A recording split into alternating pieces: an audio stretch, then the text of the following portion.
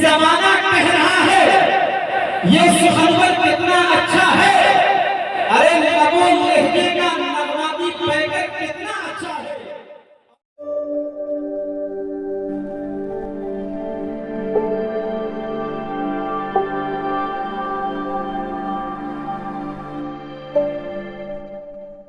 کہ زمانہ کہہ رہا ہے یہ سخنور کتنا اچھا ہے، ارے لبو لہجے کا نغماتی پیکر کتنا اچھا ہے، اور ملی ماں کی دعاؤں کی بدولت عالمی شہرت جناب دل خیر آبادی کا مقدر کتنا اچھا ہے، ارے ملی ماں کی دعاؤں کی بدولت عالمی شہرت جناب دل خیر آبادی کا مقدر کتنا اچھا ہے۔ میرے دوستوں میں بتا دوں کہ 9 مینار بریگیڈیئر عثمان کی چھٹی جن کو کہا جاتا ہے، میرے دوستوں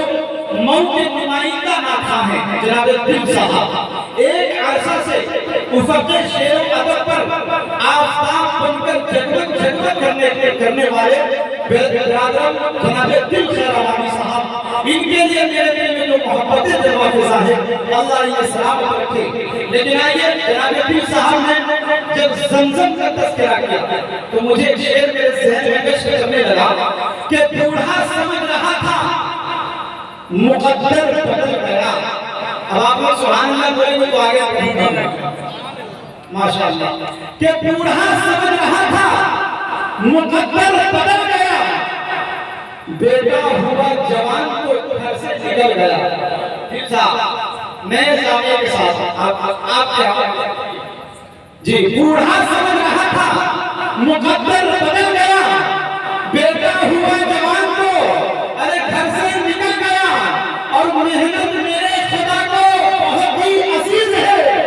ارے بچہ بھی پاؤں مارا تو زمزم نکل گیا، کہ محنت میرے خدا کو بہت ہی عزیز ہے، ارے بچہ بھی پاؤں مارا تو زمزم نکل گیا۔ دوستو انشاءاللہ رفتہ رفتہ اسی طرح درمیان میں آپ کے درمیان آتا رہوں گا، اور انشاءاللہ اسی طرح آپ کو ریلیکس کرنے کی کوشش کرتا رہوں گا۔ دوستو میرا کام تو پوری رات کا ہے اور انشاءاللہ پوری رات آپ کی خدمت کرتا رہوں گا، اور کل تقریباً 3-4 لوگوں نے جناب حافظ قاری ریحان صاحب کو میسیج بار بار کر رہے تھے کہ نعمت اللہ صاحب کو کہیے عریف سی چادر سنانی ہوگی، تو اس لیے آپ لوگ جنی کے ساتھ بیٹھے رہے۔ انشاءاللہ جناب حضرت مولانا سید تقیب الحمید صاحب برقی قاسمی محتمین مدرسہ اسلامیہ مرکز العلوم سومرا، انشاءاللہ حضرت کے خطاب کے بعد انشاءاللہ میں ڈائریکٹ عریف سی یاد کر کے پیش میں انشاءاللہ آ جاؤں گا۔ اس لیے میں اس وقت چاہتا ہوں کہ ایک ایسی شخصیت کو آپ کے روبرو کیا جائے جس کی تقریر، جس کا چرچا، جس کا شہرت، جس کی گفتگو عام و خاص کی کمان میں ہوتی ہے۔ تو لیجئے میں بڑی ہی ادب کے ساتھ صوفی باصفا ادیب کمان جناب حضرت مولانا بلال صاحب قاسمی سے میں مولانا درخواست کرتا ہوں کہ حضرت آئیں اور اپنے خطاب نایاب سے